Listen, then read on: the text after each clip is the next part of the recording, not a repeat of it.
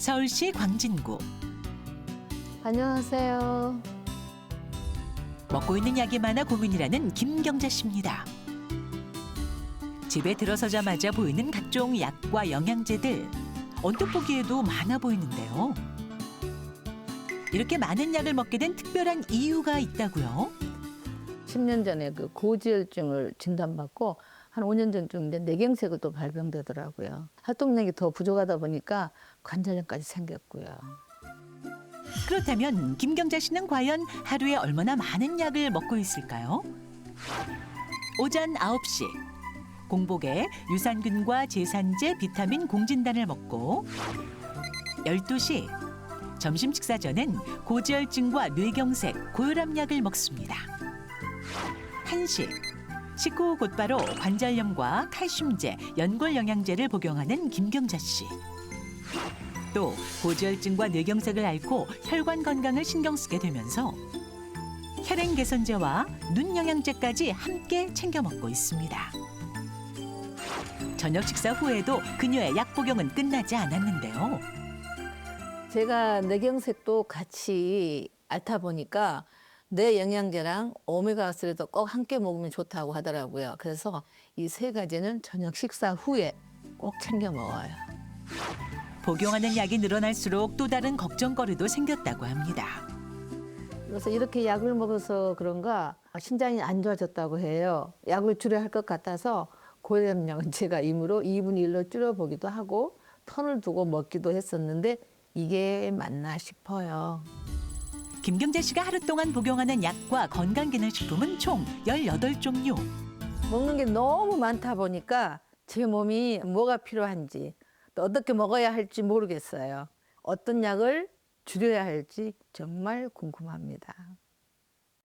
아유, 또 우리 친정엄마 말씀 제가 또 소리 한번 질러서 엄마 이러고서는 아니 임의로 약을 고혈압 약을 2분의 1로 줄이시면 어떡하나 이런 생각이 들었어요. 고혈압약은 처방약 아닌가요? 예, 처방약인데. 그러면 줄이면 안 되잖아요. 줄이면 안 되죠. 아니, 다른 뭐 건강기능식품을 줄이시거나 그러니까요. 해야지. 잘 모르는 제가 봐도 걱정되는데 지금 이 75세 사례자께서 드시는 약 다 합쳐보니까 18가지라고 합니다. 근데 지금 부작용으로 의심되는 게 속쓰림, 그리고 멍해지는 거, 소화가 안 되고, 그리고 제일 중요한 거 신장 기능 떨어졌다. 이 부분도 좀 눈여겨봐야 할 것 같은데요. 교수님 어떻게 보셨습니까?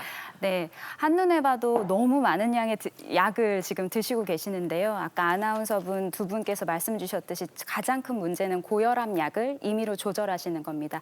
혈압 조절도 잘 되지 않을 뿐만 아니라 합병증이 유발되기 때문에 굉장히 신중하셔야 되고요. 지금 증상 순서대로 좀 보자면 제산제나 진통소염제, 그리고 칼슘제가 소화 불량이나 쓰림 증상을 조금 유발하실 수 있어 보이고요. 그다음에 뇌경색, 고혈압 약 그리고 고지혈증 약을 드시고 계시는 상황에서 대부분 이 약제들에는 항혈전제나 항혈수판제제가 들어가 있는데 추가로 오메가3, 은행잎 추출물, 그리고 뇌기능 개선제를 같이 드시고 계십니다. 중복되는 성분으로 인해서 멍한 증상, 두통이나 어지럼증 유발될 수 있습니다. 그리고 마지막으로 신장 기능 말씀하셨는데요. 네. 지금 진통소염제, 비스테로이드성 엔세이드 성분과 같이 다른 진통제 또 같이 드시면서 영양제 같이 드시는데 신기능이 충분히 떨어질 수 있는 상황으로 보여집니다. 근데 저는 이제 그 약상국으로서 저 김경자 어머니의 마음을 충분히 이해합니다.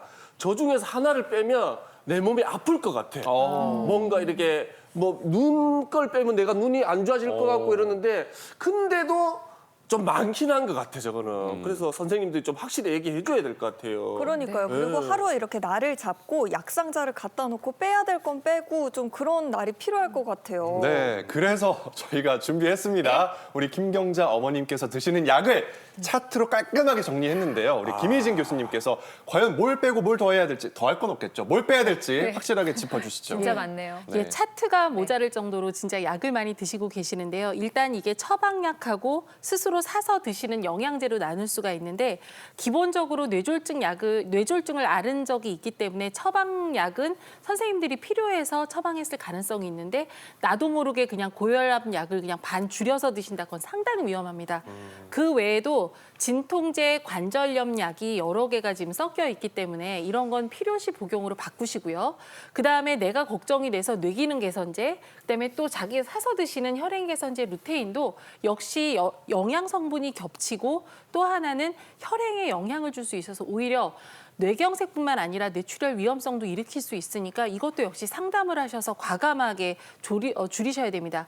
그 외에도 관절염 약으로 칼슘 제제라든지 그다음에 뭐 오메가3 관절염 약 이런 게 굉장히 성분이 많이 겹쳐 있어서 이 아래는 모두 다 이렇게 빼시고 종합 비타민 안에 이런 성분들이 다 있을 것 같아가지고 이 종합 비타민 안에 어떤 성분이 있는지 과감하게 확인하셔서 대부분 다 안 드시면 좋을 것 같습니다. 자, 과감하게 정리해 보겠습니다. 네, 교수님 다. 지금 하나하나 떼고 계신데요. 네. 말씀해 주세요. 예. 네, 지금 오메가3 보충제도 빼고요. 선생님하고 상담해서 고지혈증 치료제랑 겹치지 않게 드시면 좋을 것 같고요. 관절염 약, 그다음에 비타민 E, 그다음에 루테인, 그리고 칼슘제, 그다음에 뇌기능 개선제도 역시 선생님이 드시라고 하는 약 성분을 드시면 좋을 것 같고요.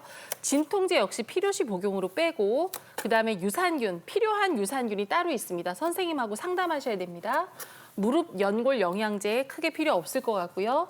혈행 개선제 부분도 혹시 드시고 있는 항혈전제와 혈소판제에 같이 위험이 되지 않는지를 확인을 하셔야 될 것 같습니다. 팽해졌어요, 네. 지금. 그러게요. 속 시원해. 네. 아 근데 저는 지금 제 몸이랑 마음이 좀 아파요.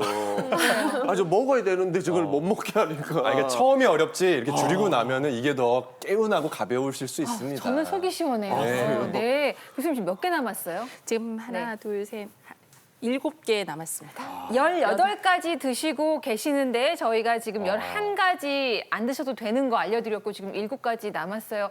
아깝다 생각하지 마시고 과감하게 정리하시고 남은 것들은 전문의, 그러니까 주치의를 만나서 꼭 상담 다시 하시면 좋겠습니다.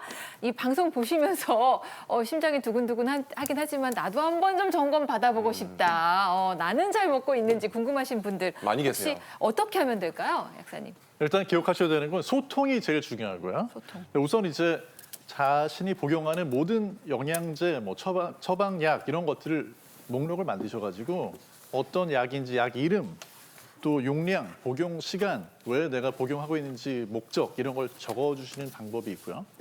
두 번째는요, 이제 이걸 내가 일일이 쓰기 어렵다 하는 분들은 건강보험심사평가원 사이트에 가시면 이제 거기에 의약품 처방 조제 내역 조회 서비스가 있어요. 이거 저도 들어가서 해봤는데 들어가시면 1년치 본인이 처방받은 약이 거기 목록으로 컴퓨터 파일화가 돼가지고 뜹니다. 그럼 이제 그거를 이제 다운로드 받으셔가지고 병원에 가지고 가셔도 되고요. 그다음에 이제 세 번째로 의약품 안전 사용 서비스 국민 체험 서비스라는 게 또 있어요.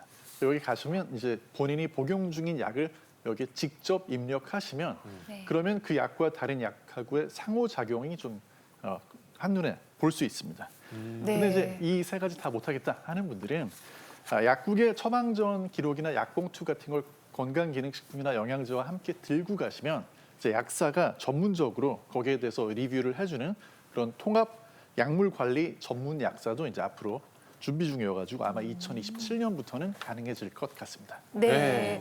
그 가족들이 많이 모이는 날 자녀분에게 시키시면 될 것 같아요. 건강보험심사평가원 사이트 좀 들어가서 내약 점검 좀 해달라고 하셔도 좋을 것 같고요. 어쨌든 간에 간과 신장에 무리를 줄 수 있다는 거 꼭 기억을 하시면서 처방약 잘 복용하시면서 건강기능식품 같은 건 잘 좀 정리하실 건 하셨으면 좋겠어요. 네. 자, 이 외에도 오늘부터 당장 실천을 해야 할 연쇄 처방과 약 오남용을 피하는 똑똑한 약 복용법 하나둘 알아보겠습니다. 첫 번째는요. 공개해 주시죠. 떼볼게요. 네. 자, 단골병원과 주치의를 만드세요입니다. 그러니까 나이 들수록 가급적 병원을 한 군데로 이렇게 몰아서 가면 좋겠다는 생각이 좀 드는데 맞나요? 예, 실제적으로 이제 각 분야 전문의에서 처방받거나 진료받는 건 가장 현명한 방법이긴 한데 이게 병원이 굉장히 여러 군데 있다 보면 여러분들이 드시는 약이 이게 중복될 수도 있고 같은 성분의 처방제를 더 많이 드실 수 있고 과다하게 약이 처방이 될 수가 있습니다. 왜냐하면 선생님들은 여러분을 도와주시려고 하는 마음이지만 그래서 선생님들과 어떠한 관계를 맺으시는 게 좋은가 하면요. 여러분의 건강 상태와 그다음에 여러분의 약을 주더 면밀하게 잘 체크해 주실 수 있는 어떤 주치의를 한 분 정하시는 게 좋습니다. 그분한테만 가서 모든 약을 다 처방받으라 그런 의미는 아니고요. 여러분들께서 드시는 약이 현명하게 드시고 계시는지 아니면 너무 과다하게 드시는지를 체크해 가시면서 처방전과 함께 여러분의 건강을 지키시는 게 현명한 약 복용법의 첫 번째 단계입니다. 그리고 저희가 지난 시간에 또 배웠잖아요. 여러 병원 다른 데 가면은 처음 갔을 때 돈이 더 든다고. 네, 그래서 갔던 곳을 가는 게 네. 가장 현명하다. 다시 한번 정리할게요. 요즘 진짜 똑똑해지고 있어요, 윤지성 아나운서가. 많이 배우고 있습니다. 네, 이어서 똑똑하게 약 복용하는 법 두 번째는요. 약 처방전이나 약 봉투를 지니고 다니세요. 그러니까 이거를 꼭 항상 지니고 다니면서 병원에 가서도 보여드리고 해야 연수의 처방이나 약 오남용을 막을 수 있다는 얘기겠죠? 맞습니다. 그러니까 이제 컴퓨터 시스템상으로 대부분 걸을 수 있지만 못 거리는 상호작용이 있어요. 예를 들어서 항생제 같은 경우에는 원래 두 가지, 세 가지를 함께 써야 되는 경우도 있다 보니까 A 병원에서 항생제 처방했는데 B 의원에서 또 처방이 된 경우에 안 걸러질 수가 있거든요. 또 예를 들어서 한 병원에서는 혈압약을 처방을 받으시고 다른 또 병의원에 가셔가지고 관절염 때문에 약을 처방받으시면 이제 혈압약이 이 관절염에 사용하는 소염 진통제 때문에 효과가 떨어질 수 있어요. 그렇기 때문에 병원이나 약국에 갈 때는 이전에 처방전이나 약봉투를 들고 가주시는 게 굉장히 중요합니다. 근데 내가 이걸 할 수 없다, 못 들고 다니겠다 하는 분들은 이제 조금 전 말씀드렸던 것처럼 건강보험심사평가원에 가셔서 자신이 복용 중인 약 목록을 쭉 출력을 하시거나 아니면 약봉투나 처방전을 미리 사진이라도 찍어두시는 게 아주 유용합니다. 그러니까 저도 요즘 병원을 좀 다니고 있는데 어떤 약들을 처방받았는지 기억이 안 나가지고 정말? 의사 선생님께 이게 설명드리기가 정말 곤란했던 경험이 있어요. 근데 제가 알기로는 이 전산상에서 뭘 검색하면 선생님도 그 전에 이제 어떤 약을 처방받는지 알고 있는 걸로 알고 있는데 혹시 뭐 이거는 어떻게 되는 건가요? 그러니까요. 요즘에 막 AI가 막 이렇게 막 잘 돼 있지 않습니까? 그래서 약을 이렇게 여기서 이렇게 한 거를 서로 여긴 나쁜 거다 이렇게 해줄 수 있는 그런 뭐 시스템을 좀 만들 수 있을 것 같은데요. 못합니까? 네, 맞습니다. DUR이라고 해서 실제 약물을 리뷰해주는 시스템을 각 병원에서 사용을 하고 있습니다. AI처럼 알아서 중복되는 성분이 처방될 경우에는 저희가 진료보는 창에 팝업이 이렇게 뜨게 돼요. 그래서 저도 그렇게 걸러지는 약물은 무조건 제외를 하고 처방을 하는데 문제는 아무리 AI-같이 좋은 시스템이라고 하더라도 걸러지지 못하는 경우가 있습니다. 요즘에 특히 신약들 병합돼서 나오는 제제들 많은데요. 그런 경우에 누락되는 경우도 있고요. 우리가 동일한 효과를 보더라도 기전이 다른 약물 놓칠 수 있습니다. 그리고 중증 질환자분들 같은 경우에 아까 약사님 말씀 주셨던 것처럼 병행 처방이 가능한 항생제 성분의 경우에 안 뜨도록 되어 있는 경우도 있고요. 그 외에 여러 가지 많이 드시는 영양제 성분이라든지 추출물 엑기스랑은 당연히 점검이 되지 않기 때문에 반드시 드시는 약물 목록을 주치의 선생님이랑 상의를 해주시고 요즘에는 관련돼서 정리하는 어플 같은 것들 잘 나와 있기 때문에 활용해 보시면 좋으실 것 같습니다. 네.